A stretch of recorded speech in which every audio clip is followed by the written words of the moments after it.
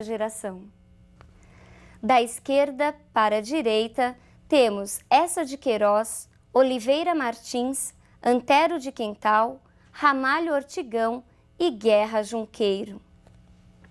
Eça de Queiroz foi, sem dúvida, a figura mais importante e significativa da prosa realista em Portugal. Mas tamanha a grandiosidade de sua obra, nós só iremos falar de Eça de Queiroz na próxima aula, quando dedicaremos toda ela à grande figura do realismo português. Então, por hoje é só, um abraço e até a próxima aula.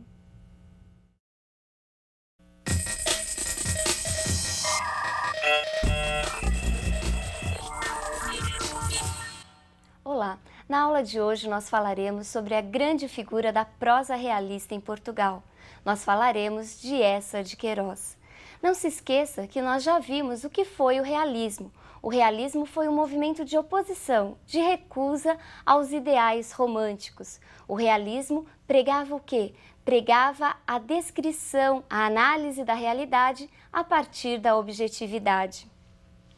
Vejamos quem foi a grande figura da prosa realista em Portugal.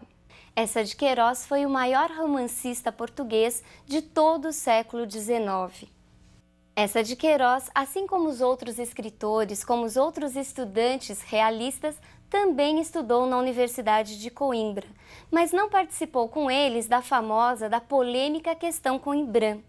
Lembre-se de que a questão Coimbrã foi o quê? Foi o choque entre os ideais realistas dos novos estudantes e os ideais dos velhos românticos que moravam lá e que escreviam em Lisboa. O Eça de Queiroz ficou meio alheio a tudo isso. Mas anos depois, ele acaba participando ativamente das chamadas Conferências Democráticas do Cassino Lisbonense. Nessas conferências nós encontramos os autores realistas que, numa postura de negação, de recusa aos valores e ideais românticos, pregavam e procuravam consolidar os novos ideais realistas.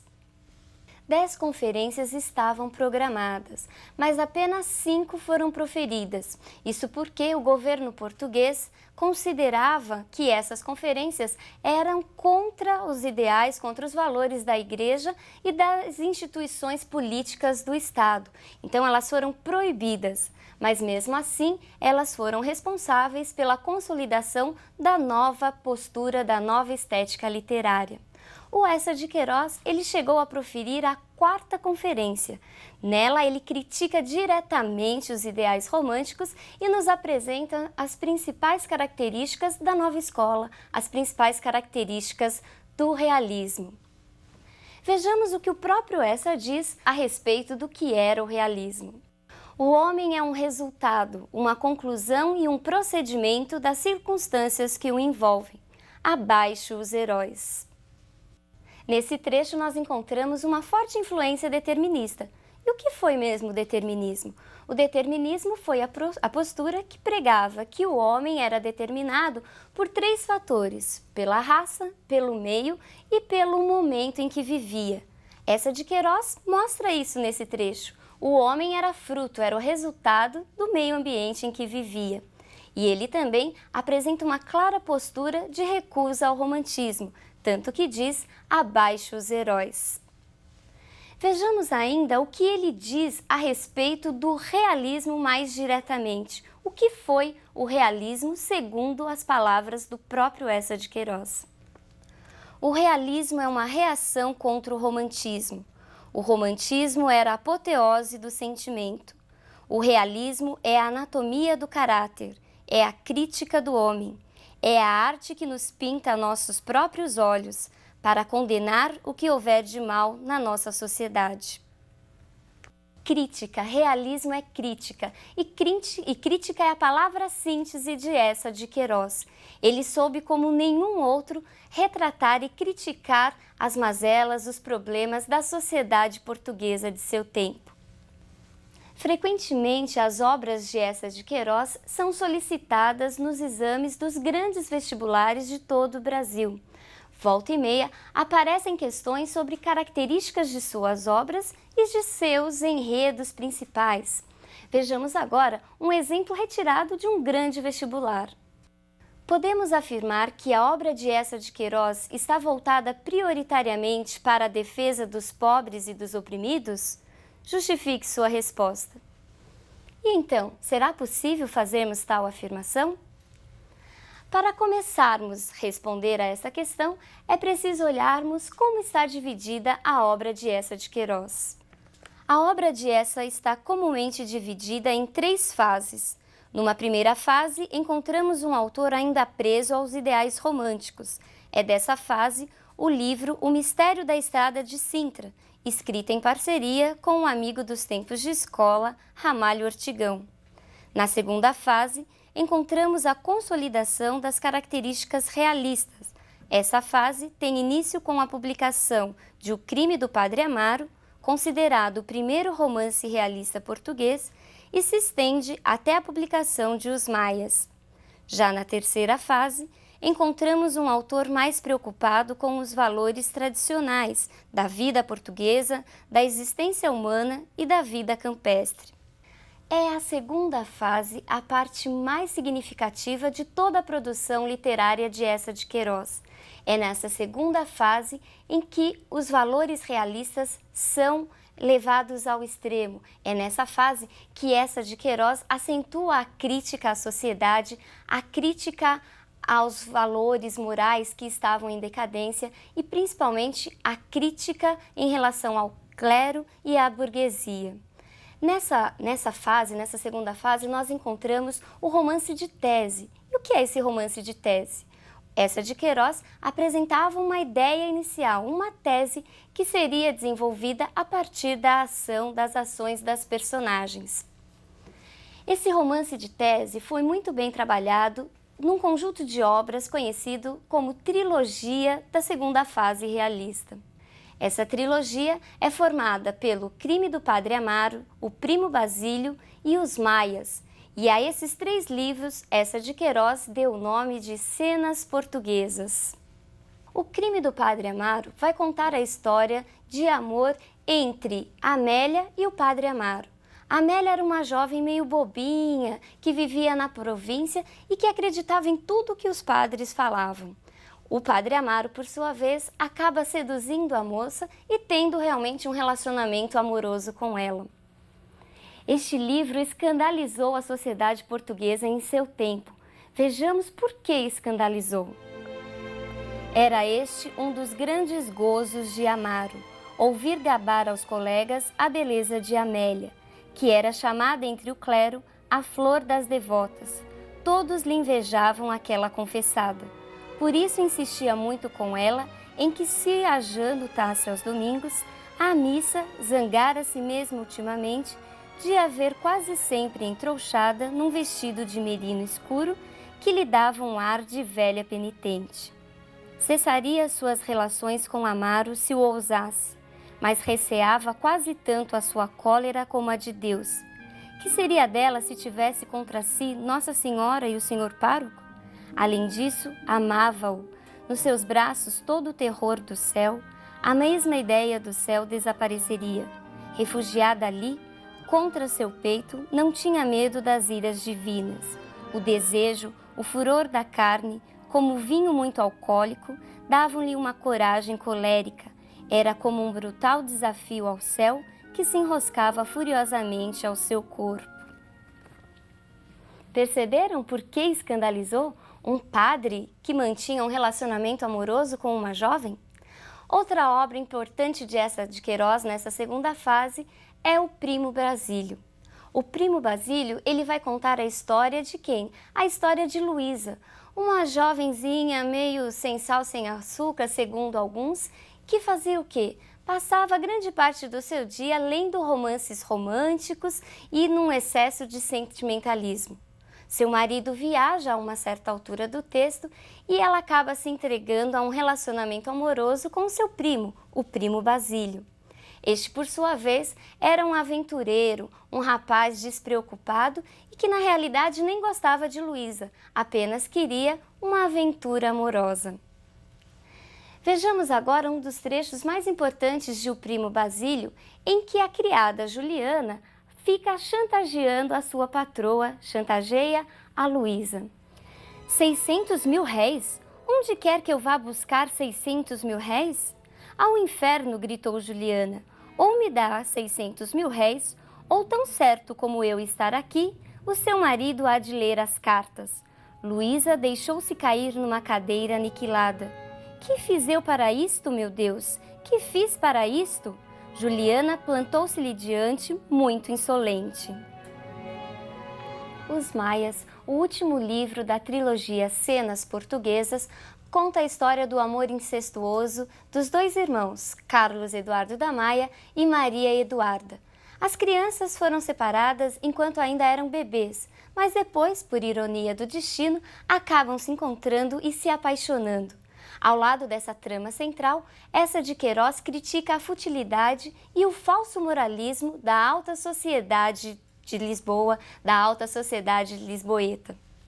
Vejamos agora um importante trecho em que Carlos Eduardo descobre ser irmão de Maria Eduarda. E tu acreditas que isso seja possível? Acreditas que suceda a um homem como eu, como tu, numa rua de Lisboa? Encontro uma mulher, olho para ela, conheço-a, durmo com ela e entre todas as mulheres do mundo, essa justamente há de ser minha irmã? É impossível, não há Guimarães, não há papéis, não há documentos que me convençam.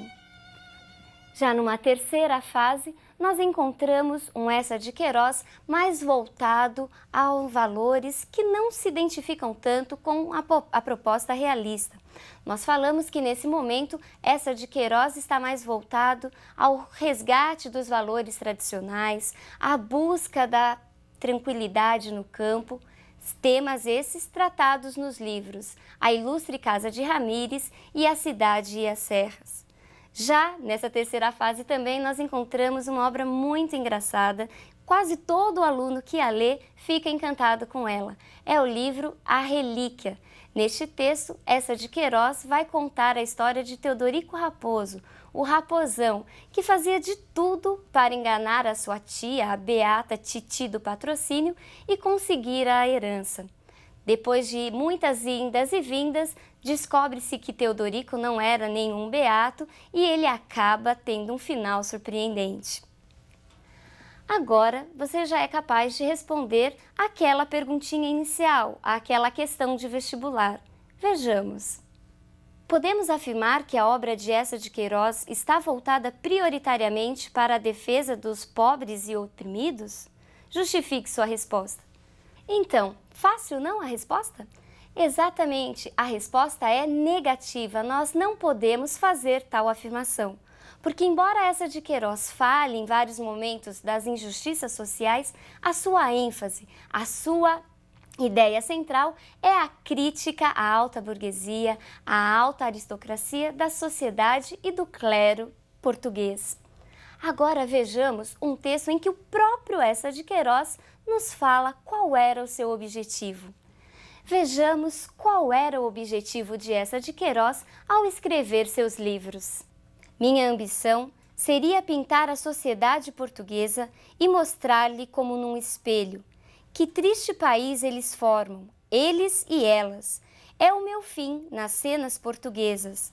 É necessário acutilar o mundo oficial, o mundo sentimental, o mundo literário, o mundo agrícola, o mundo supersticioso. E com todo o respeito pelas instituições de origem eterna, destruir as falsas interpretações e falsas realizações que lhe dá uma sociedade podre. Não lhe parece você que um tal trabalho é justo? Viram? É o próprio Eça que nos dá a resposta a essa questão. Bom, na aula de hoje nós falamos da grande figura da prosa realista em Portugal. Por hoje é só, um grande abraço e até a nossa próxima aula.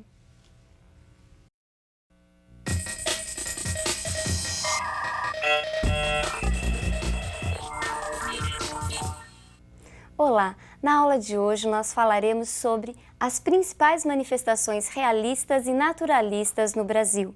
O realismo brasileiro tem início em 1881, com a publicação do livro Memórias Póstumas de Brás Cubas, romance realista de Machado de Assis, e com a publicação do livro O Mulato, um romance naturalista de Aloísio Azevedo. Não se esqueça que neste período nós estamos no século XIX. Pensando nisso, vejamos as próximas imagens. A partir da segunda metade do século XIX, a sociedade brasileira sofre grandes transformações. De sociedade agrária, latifundiária e escravocrata, passa a ser uma civilização burguesa e urbana. A mão de obra escrava, aos poucos, é substituída pelos imigrantes europeus que vinham trabalhar na lavoura cafeeira. Esse é o período da intensificação da campanha abolicionista que culminou com a Lei Áurea em 1888. É também o período da Guerra do Paraguai e da decadência da monarquia e estabelecimento da República. Nessa imagem, nós vemos uma família, uma típica família urbana. Nessa época, as famílias buscam os grandes centros para viverem. É dessa época também em que nós encontramos a fundação da Academia Brasileira de Letras. Neste período, nós temos um processo que pode ser chamado de processo de oficialização da literatura. E por que oficialização? Porque até então o escritor era visto de uma maneira meio discriminada, meio marginalizada. E a partir da fundação da Academia Brasileira de Letras, o escritor passa a ser valorizado, inclusive participando dos grandes eventos da sociedade da época. O realismo brasileiro, ele traz em si basicamente as mesmas características do realismo português, com apenas algumas diferenças, com algumas características peculiares. Uma dessas características é a poesia. No Brasil, nós não podemos falar de uma poesia realista. O que nós temos são composições que apresentam uma grande especificidade, uma grande particularidade e que, por isso, são agrupadas, fazem parte de um outro movimento, do chamado parnasianismo, que veremos numa outra aula. Vejamos agora os principais autores do realismo e naturalismo no Brasil. Machado de Assis e Raul Pompeia dedicaram-se mais ao romance realista, mas sobre esse último é importante fazermos uma ressalva, pois graças à sua diversidade, à grande quantidade de elementos em sua obra, sua classificação é problemática. Aloísio Azevedo e Adolfo Caminha dedicaram-se mais ao romance naturalista. Enquanto Aloísio Azevedo apresentava um caráter mais social, Adolfo Caminha apresentava um caráter mais regionalista. Aloísio Azevedo escrevia muito porque também dependia da atividade de escritor. Segundo suas próprias palavras, ele possuía dois tipos de romances. Aquele romance mais comercial, voltado para agradar o gosto do público leitor, e um romance artístico, são os romances naturalistas, em que ele realmente podia escrever aquilo que ele acreditava. Nessa fase, nós encontramos um Aloísio Azevedo que retrata em grande parte de sua obra as habitações coletivas, sempre preocupado não com o eu, com o particular, mas com o todo. Vejamos agora os principais livros naturalistas de Aloísio Azevedo. Nós temos O Cortiço, Casa de Pensão e a sua obra inaugural, a obra inaugural do realismo na vertente naturalista em nosso solo, O Mulato. Casa de Pensão vai contar a história de um jovem maranhense que parte para o Rio de Janeiro a fim de fazer medicina. Tudo corria muito bem até que ele começa a se meter em umas festinhas, a acompanhar pessoas meio duvidosas e tem que se mudar para uma pensão, a pensão do João Coqueiro. A outra grande obra de Aloísio Azevedo é O Mulato. Nessa história, Aloísio Azevedo faz uma forte crítica à sociedade hipócrita e preconceituosa de São Luís do Maranhão.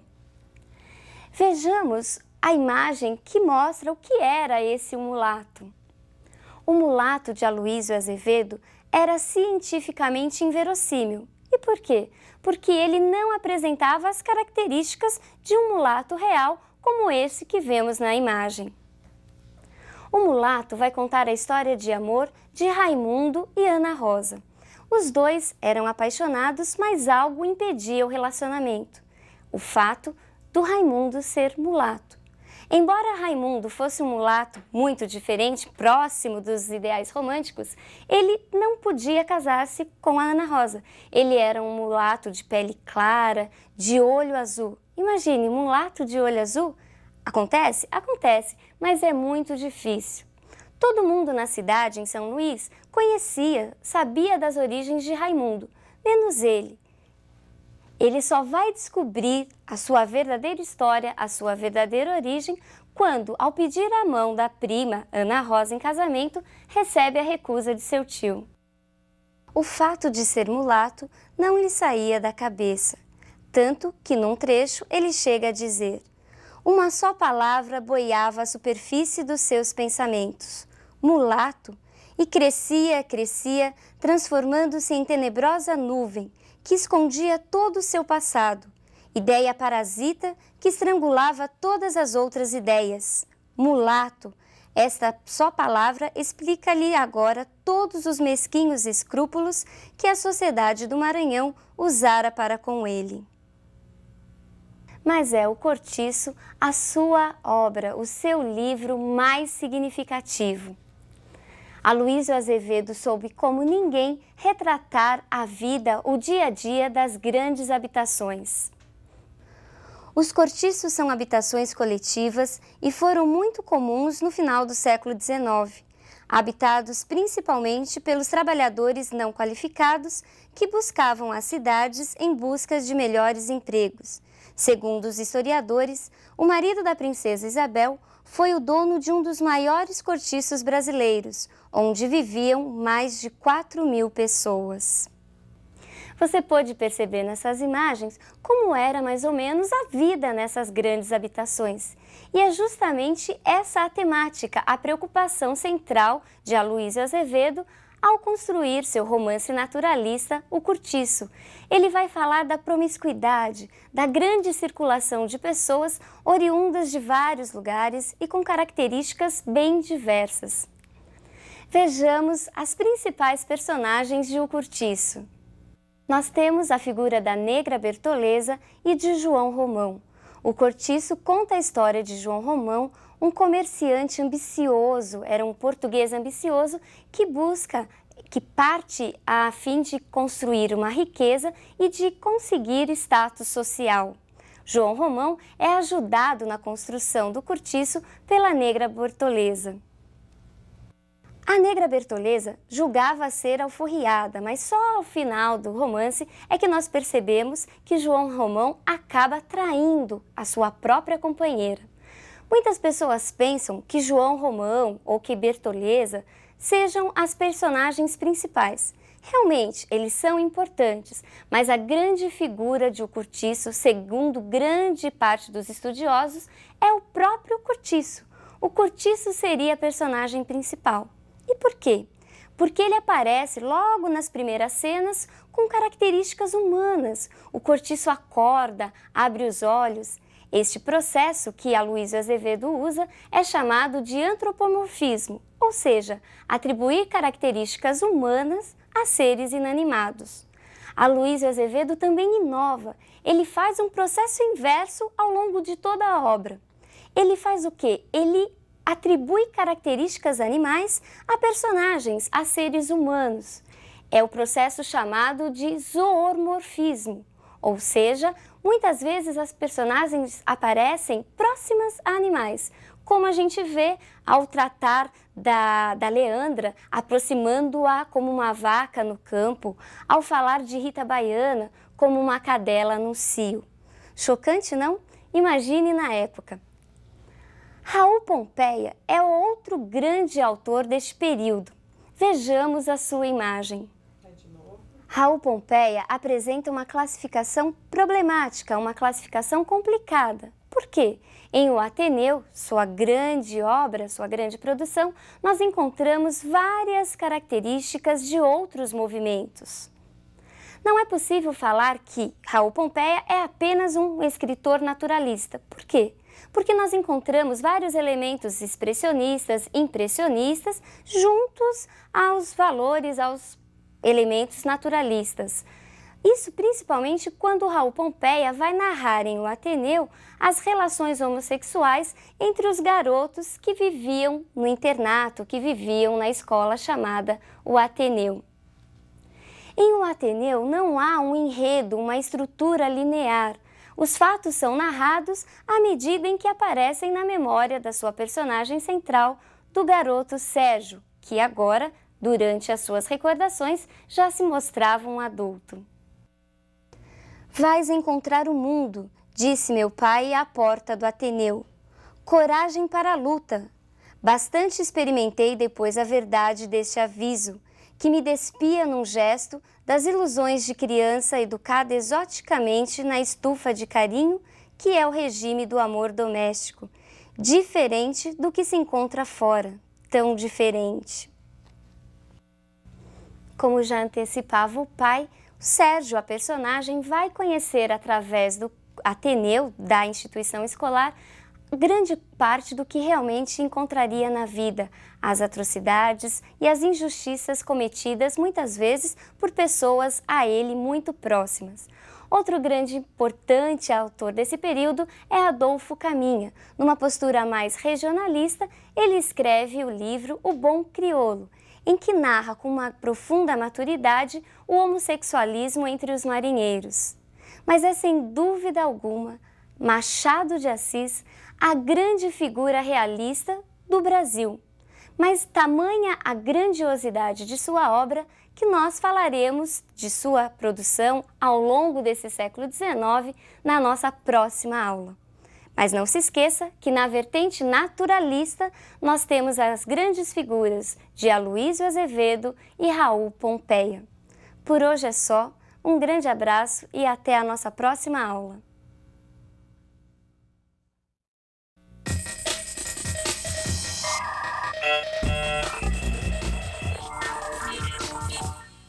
Olá, na aula de hoje nós falaremos sobre Machado de Assis. Machado de Assis é a grande figura da prosa realista brasileira. Entretanto, nós não podemos simplificar qualquer classificação a respeito de Machado de Assis. Tamanha a grandiosidade de sua obra, ele apresenta elementos de outros movimentos literários também. Mas é como grande ficcionista que ele tem sido estudado nos últimos anos. Machado de Assis é o grande representante, entre outras coisas, do realismo brasileiro. É de Machado de Assis a obra introdutora do realismo brasileiro. O realismo brasileiro tem início em 1881 com a publicação de Memórias Póstumas de Brás Cubas, seu romance realista. Vejamos sua imagem. Machado de Assis é considerado o mais carioca de todos os nossos poetas, de todos os nossos proseadores. E por que será? Machado de Assis nasceu, cresceu, viveu no Rio de Janeiro e era das cenas cariocas que ele tirava inspiração para suas grandes obras. Vejamos essas imagens, vejamos algumas cenas da sociedade, da cidade do Rio de Janeiro na época de Machado de Assis. Nessas imagens nós vemos importantes ruas do Rio de Janeiro do final do século XIX. A Rua do Ouvidor era o ponto de encontro da alta sociedade nessa época. Ali, as pessoas que tinham um poder econômico mais abastado buscavam, entre outras coisas, fazer compras de produtos importados e passavam grande parte da tarde nos cafés e nas famosas confeitarias. A produção literária de Machado de Assis é muito vasta, é muito grande. Ele escreveu em quase todos os gêneros literários conhecidos na época. Vejamos os principais gêneros literários utilizados por Machado de Assis. Ele se dedicou ao teatro, à crônica, à crítica literária, à poesia, ao conto e aos romances convencionais e realistas. No teatro, na crônica e na crítica literária, Machado de Assis não se destacou muito. Ele ficou entre os autores, entre os escritores de seu tempo. Enquanto crítico literário, é interessante notarmos que ele chega até a criticar, a fazer comentários sobre a obra O Primo Basílio de Eça de Queiroz. Mas é como crítico da sua própria obra que Machado de Assis se destaca. Já no conto, no romance e na poesia é que Machado de Assis começa a se destacar. Na poesia, nem tanto, porque ele ainda apresenta certas características ligadas ao parnasianismo. Entretanto, no conto e no romance, nós encontramos a grande faceta, a grande inovação de Machado de Assis. Nos seus contos, ele tratava basicamente de temas relacionados entre a contradição, ser e aparência, entre o moralismo, a loucura, a sanidade. Essas questões volta e meia permeavam seus contos. Entre os principais contos estão O Alienista, O Espelho e A Causa Secreta. Já nos seus romances, sobre seus romances, é importante fazermos uma observação. Alguns estudiosos chegam a afirmar que Machado de Assis apresenta duas fases. Uma fase em que aparecem os romances românticos e uma fase em que aparecem os romances realistas. A melhor denominação para esses romances tidos como românticos é romance convencional. E por que convencional? Porque embora apresentassem características românticas, essas características não eram o exemplo daquele movimento. Elas já apresentavam leves insinuações do que nós iríamos encontrar nos romances realistas. Vejamos agora um de seus sonetos mais famosos. É um soneto intitulado A Carolina, em que ele escreve em homenagem à sua esposa falecida. A Carolina. Querida, ao pé do leito derradeiro, em que descansas dessa longa vida, aqui venho e virei, pobre querida, trazer-te o coração do companheiro. Pulsa-lhe aquele afeto verdadeiro, que a despeito de toda a humana lida, fez a nossa existência apetecida, e num recanto pôs o mundo inteiro.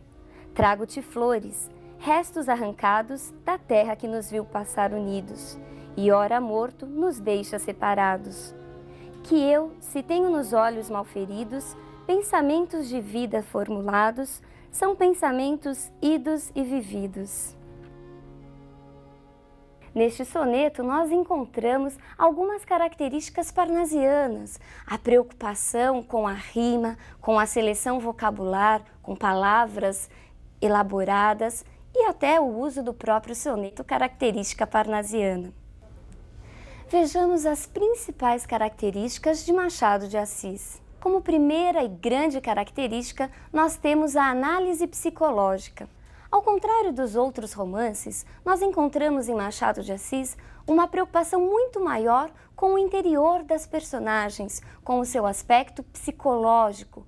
Não há em Machado de Assis uma grande preocupação com o enredo, com a ação. Enredo e ação só são importantes na medida em que servem para que o autor nos mostre, nos apresente as características das suas grandes personagens, principalmente suas personagens femininas, que trazem em si uma grande tensão, uma grande profundidade psicológica. Vejamos a próxima característica, a ironia. Todo mundo sempre diz que a grande característica de Machado de Assis é a ironia. E por que será que Machado de Assis é conhecido como um escritor irônico? Porque realmente ele o é. Ao longo de todos os seus livros, uma pinceladinha aqui, uma pinceladinha ali, essa ironia aparece. Um dos grandes exemplos dessa ironia nós encontramos no livro Memórias Póstumas de Brás Cubas, no trecho em que o próprio Brás Cubas, o narrador, nos fala do seu amor, do seu romance de adolescência com a Marcela. Ele chega a dizer que Marcela era amiga dos homens, dos meninos e amiga do dinheiro. Na realidade, a Marcela era uma prostituta de luxo. Tanto que em outro momento ele chega a afirmar: Marcela me amou durante 15 meses e 11 contos de réis. Ou seja, ela não o amava, ela realmente estava com ele, interessada em seu dinheiro.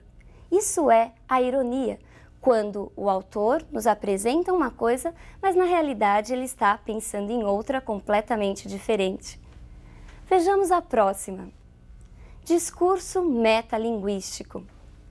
No discurso metalinguístico, nós encontramos a grande inovação de Machado de Assis. Ele dialoga com o leitor. Ao longo dos livros, você encontra alguns trechos que você pode até se assustar. Caro leitor desatento, prezado leitor. E você pensa, mas é comigo que ele está falando? É justamente com você. Há uma grande interatividade entre escritor, narrador e o leitor. Esse discurso metalinguístico, ele aparece em todos os livros, mas em Memórias Póstumas de Brás Cubas, ele é muito acentuado. Vejamos um trecho em que Brás Cubas se dirige ao leitor. Começo a arrepender-me deste livro. Não que ele me canse. Eu não tenho o que fazer, mas o livro é enfadonho, cheira a sepulcro, traz certa contração cadavérica, vício grave e, aliás, ínfimo, porque o maior defeito deste livro és tu, leitor. Tu tens pressa de envelhecer, e o livro anda devagar. Tu amas a narração direta e nutrida, o estilo regular e fluente, e este livro e o meu estilo são como ébrios. Perceberam como Machado de Assis se dirige diretamente ao leitor? Ele conversa com você. Essa característica também nos mostra, nos traz uma outra característica que a ela vem muito atrelada. Vejamos que característica é essa que se liga ao discurso metalinguístico. Ele apresenta uma narrativa não linear. E o que vem a ser a não linearidade? Não há uma ordem cronológica das ações em seus livros. Ele não está preocupado com começo, meio e fim. As coisas, as ações vão acontecendo à medida que elas fluem do interior das pessoas, do interior das personagens. Vejamos uma próxima característica. O pessimismo. Machado de Assis também é conhecido como um autor pessimista. E esse pessimismo, ele é acentuado, ele aparece fortemente num livro. E mais uma vez, adivinhe que livro é esse? Memórias Póstumas de Brás Cubas. Vejamos agora um trecho do último capítulo deste livro, intitulado Das Negativas. Este último capítulo é todo de negativas. Não alcancei a celebridade do emplasto, não fui ministro, não fui califa, não conheci o casamento. Ao chegar a este outro lado do mistério, achei-me com um pequeno soldo, que é a derradeira negativa deste capítulo. Não tive filhos, não transmiti a nenhuma criatura o legado de nossa miséria. Vejamos agora as duas últimas características. A concisão vocabular e universalismo. A concisão vocabular era o quê? Era a linguagem simples, palavras simples. Machado de Assis não usou muito adjetivos, ele procurava mesmo escrever com simplicidade. E a grande característica e última é o universalismo. Embora partindo da cidade do Rio de Janeiro, das suas personagens, ele abrange, ele extrapola para um plano universal. Suas obras poderiam ser escritas em qualquer tempo, elas são atemporais e poderiam se relacionar a qualquer sociedade. Ele fala do amor, do moralismo, do ser, do parecer, questões, temas universais. Vejamos agora os seus principais romances realistas. Nós encontramos na trilogia realista Memórias Póstumas de Brás Cubas, Quincas Borba e Dom Casmurro. Já em Memórias Póstumas de Brás Cubas, seu primeiro romance realista, Machado de Assis começa a inovar, a romper com os modelos românticos vigentes até então. Vejamos agora o início do seu livro, a parte em que ele dedica a sua história. Ao verme que primeiro roeu as frias carnes do meu cadáver, dedico com saudosa lembrança estas memórias póstumas. Perceberam que diferente? Nós sempre dedicamos para pessoas amadas, para pessoas queridas, e ele dedica a um verme. Olha só que danado esse Machado de Assis. E a partir daí, ele constrói todo um livro marcado por inovações e por grandes surpresas. Outro livro muito importante é Dom Casmurro. Em Dom Casmurro, Machado de Assis nos conta a história de Bentinho e Capitu. Bentinho tinha como objetivo unir as duas pontas de sua vida, atar as duas pontas. E ele trata neste livro da questão do adultério. Será que Capitu realmente traiu Bentinho com Escobar, o seu melhor amigo? E será que Ezequiel, o filho de Bentinho e Capitu, na realidade era filho de Escobar? Essas questões você é que vai buscar. É importante dar uma pesquisadinha também. Quincas Borba, outro importante romance, vai contar a história de Rubião, que acaba herdando a herança de Quincas Borba e o seu cachorro. Pesquise também, porque vale a pena e você vai se divertir muito. Por hoje é só, mas não se esqueça, falar em realismo brasileiro é falar na grande figura, no inigualável Machado de Assis. O autor irônico, o autor do pessimismo, o autor da metalinguagem. Um grande abraço e até a nossa próxima aula.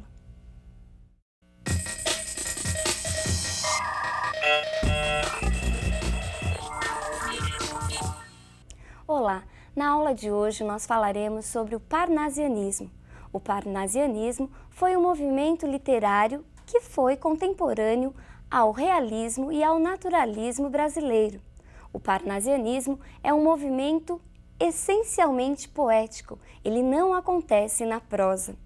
O realismo aconteceu em Portugal e no Brasil. Já o parnasianismo é uma manifestação típica do Brasil e da França, onde teve origem. Mas o que é parnasianismo? Parnasianismo vem de Parnaso, e Parnaso era o nome de um monte na Grécia. Monte este habitado por Apolo, considerado o deus da arte. Embora contemporâneo do realismo e do naturalismo, o parnasianismo não pode ser considerado como a expressão poética das características que nós encontramos na prosa. Muito pelo contrário, ele apresenta características bem marcadas, diferentes das características realistas e naturalistas. Vejamos que características são essas do parnasianismo brasileiro. Encontramos o esteticismo. Esteticismo vem da palavra estética. Os parnasianos estavam preocupados com a forma, com o belo. Eles pregavam uma arte pela arte, ou seja, a arte deveria existir em função dela mesma. Não havia, como no realismo, uma preocupação com temas sociais. Vejamos a próxima característica. A impassibilidade. A impassibilidade é o quê? É a negação aos exageros sentimentais que nós vimos no romantismo. Para o poeta parnasiano, o importante era a objetividade. Nada de sentimentalismos, meu amor, minha amada. Vejamos agora a próxima característica. Poesia descritiva. E por que poesia descritiva? Ao contrário dos temas sociais, os parnasianos buscavam temas mais diretos. Eles falavam em seus poemas de objetos e de cenas da natureza. O amor pelo objeto, um certo fetichismo, era muito grande nesse período. Vejamos a próxima característica. A retomada dos modelos clássicos. A antiguidade clássica, mais uma vez, aparece e é retomada. E por que é retomada? Lembre-se de que os poetas greco-latinos eram tidos como exemplos de perfeição e exemplos de beleza. Vejamos a próxima característica. Perfeição formal. Esta sim é a grande marca do parnasiano. O parnasiano estava preocupado com a forma e não tão preocupado com o conteúdo. Sua preocupação era com a aparência, com a sonoridade. Eles passaram, ao contrário dos românticos, que pregavam os versos livres e os versos brancos, ou seja, os versos não rimados, Os parnasianos queriam o contrário. Eles pregavam a valorização da rima, a valorização das formas fixas e que tudo isso vinha num grande movimento que ficou conhecido principalmente pelo seu artificialismo. Mas o que é a rima? A rima é a semelhança dos sons finais ou intermediários de um verso. Vejamos a classificação das rimas. A rima pobre ocorre quando as palavras pertencem à mesma classe gramatical. Vejamos. Entre as ruínas de um convento, de uma coluna quebrada, sobre os destroços ao vento, vive uma flor isolada. Reparem que a palavra convento rima com a palavra vento. Ambas são substantivos. Já a palavra quebrada rima com a palavra isolada e ambas são adjetivos. Esta é uma rima pobre. Já a rima rica ocorre quando as palavras pertencem a classes gramaticais diferentes. Vejamos. Sonha, porém, de súbito a violento, abalo a corda, em torno as folhas bolem, é o vento, e o ninho lhe arrebata o vento. Perceba que nesses versos nós encontramos a palavra violento rimando com a palavra vento. Violento é um adjetivo e vento um substantivo. Temos nesse trecho um exemplo de uma rima rica. Mas o que os parnasianos buscavam eram as rimas raras ou as rimas perfeitas. E o que eram essas rimas? Eram palavras que apresentavam finais diferentes, finais raros. Vejamos um exemplo. Que ouço ao longe o oráculo de Eleusis, se um dia eu fosse teu e fosses minha, o nosso amor conceberia um mundo, e de teu ventre nasceriam deuses. Neste trecho nós temos a palavra Eleusis rimando com a palavra deuses. Notem que a grafia é diferente, mas isso não é importante no estudo das rimas. O que é importante é a semelhança sonora. Ao lado das rimas, os parnasianos também se preocupavam com a utilização de medidas fixas. Eles elegeram a medida, o soneto, elegeram como medida o soneto. E eles também trabalhavam com os versos alexandrinos. E o que são versos alexandrinos? São os versos compostos por 12 sílabas poéticas. Vejamos quais são os principais representantes do parnasianismo no Brasil. Fazem parte da trindade parnasiana Alberto de Oliveira, Raimundo Correia e Olavo Bilac. Alberto de Oliveira é considerado o representante mais fiel do parnasianismo. Por que mais fiel? Porque ele realmente se manteve preso às características da perfeição formal do parnasianismo. Alberto de Oliveira trabalhou como ninguém as descrições detalhadas. Ele mostrava um apreço muito grande pelas descrições de objetos. A descrição de objetos antigos é muito frequente em seus textos. Vejamos um exemplo dessa descrição. Vaso grego. Esta de áureos relevos trabalhada, de divas mãos brilhante copa, um dia já de aos deuses servir como cansada, vinda do Olimpo a um novo deus servia. Era o poeta de Teos, que a suspendia então, e ora repleta, ora esvazada, a taça amiga aos dedos seus tinia, toda de roxas pétalas colmada. Depois, mais o lavor da taça admira, toca, e do ouvido aproximando-a às bordas, finas hás de lhe ouvir, cânora e doce. Ignota a voz, qual se da antiga lira fosse a encantada música das cordas, qual se essa voz de Anacreonte fosse. Alberto de Oliveira. Outro grande parnasiano foi Raimundo Correia. Raimundo Correia, ele tem uma historinha peculiar. Algumas pessoas o consideram plagiador. E por que plagiador? Porque ele se aproveitou, utilizou de vários textos dos parnasianos franceses. Mas segundo alguns estudiosos, na realidade Raimundo Correia não fazia plágio, mas sim recriações, em que acrescentava características peculiares, dava a essas recriações o seu eu, o seu posicionamento de autor.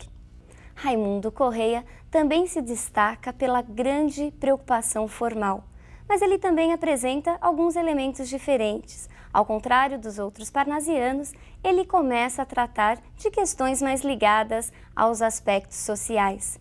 Ele também nos apresenta uma visão mais carnalizada do amor, diferentemente de uma postura romântica. Vejamos um exemplo de seus textos.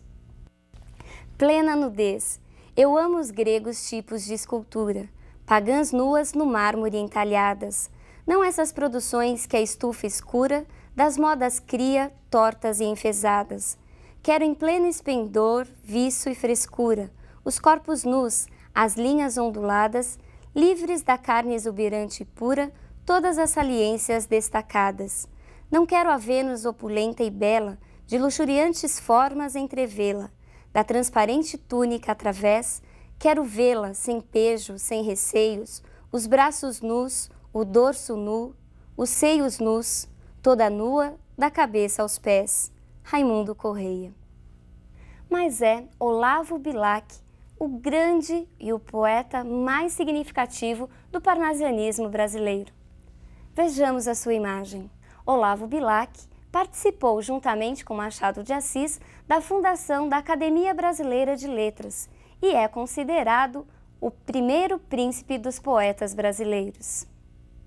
Desde o início de sua produção literária, Olavo Bilac se manteve preso aos preceitos do parnasianismo. Ele apresentava uma grande preocupação com o aspecto formal de seus textos. Vejamos agora um fragmento do seu poema mais famoso, em que traz uma síntese das características parnasianas. Profissão de fé. Invejo ourives quando escrevo, imito o amor. Com ele, em ouro, o alto relevo faz de uma flor. Imito-o, e pois nem de Carrara a pedra firo, o alvo cristal a pedra rara, o ônix prefiro. Por isso corre por servir-me, sobre o papel, a pena, como em prata firme, corre o cinzel. Corre, desenha, enfeita a imagem, a ideia veste, cinge-lhe ao corpo a ampla roupagem, azul celeste. Torce, aprimora, alteia, lima, a frase e, enfim, no verso de ouro engasta a rima como um rubim. Quero a estrofe cristalina, dobrada ao jeito, do ourive saia da oficina, sem um defeito. Assim procedo, minha pena segue esta norma, por te servir, deusa serena, serena forma. Olavo Bilac. Note que nesse fragmento, Olavo Bilac compara o trabalho do poeta ao trabalho do ourives. O poeta seria o artesão, mas não o artesão do material concreto, do ouro, ele seria o artesão da palavra. E para finalizarmos a nossa aula, vejamos uma caricatura de Olavo Bilac. Olavo Bilac foi talvez um dos poetas mais criticados pelos escritores modernistas. E por que tão criticado? Justamente por sua preocupação exagerada com a forma em detrimento dos aspectos relacionados ao conteúdo.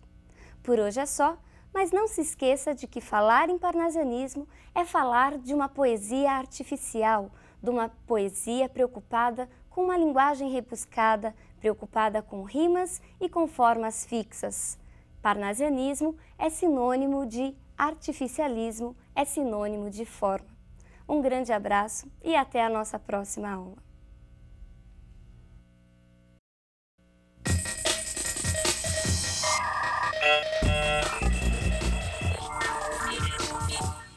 Olá! Na aula de hoje nós falaremos sobre as principais manifestações simbolistas em Portugal e no Brasil. O simbolismo, assim como o naturalismo, realismo e parnasianismo, também foi um movimento literário do final do século XIX. Vejamos